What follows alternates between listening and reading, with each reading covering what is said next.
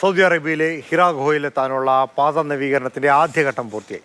ഇനി മുതൽ പ്രവാചകൻ മുഹമ്മദ് നബിയുടെ ചരിത്രം ഉൾക്കൊള്ളുന്ന ഹിറാ ഗുഹയിൽ സന്ദർശകർക്ക് എളുപ്പത്തിലെത്താനാകും.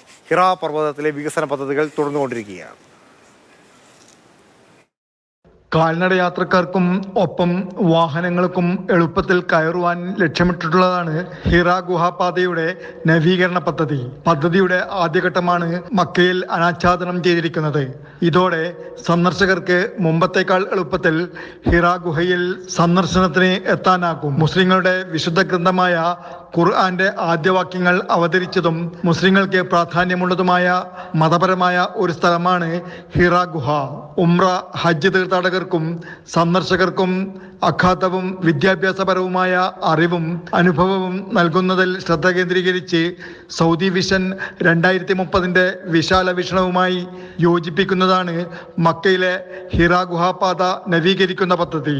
പരമ്പരാഗത ദുഷ്കരമായ പാതയിലൂടെ ഹിറാ പർവ്വതത്തിന്റെ താഴ്വരയിൽ നിന്ന് ആരംഭിച്ച് ഗുഹയിലേക്കുള്ള പാതയുടെ കയറ്റം ഇതോടെ എളുപ്പമാകും. മല കയറുന്നതിന്റെ എല്ലാ ദൃശ്യപരവുമായ അനുഭവവും നൽകിക്കൊണ്ടാണ് പാതയുടെ നിർമ്മാണം. വികസന പ്രവർത്തനങ്ങൾ തുടരുമെന്ന് അധികൃതർ അറിയിച്ചു. Jafar Ali, Palakkode, Mathrubhumi news, Mecca.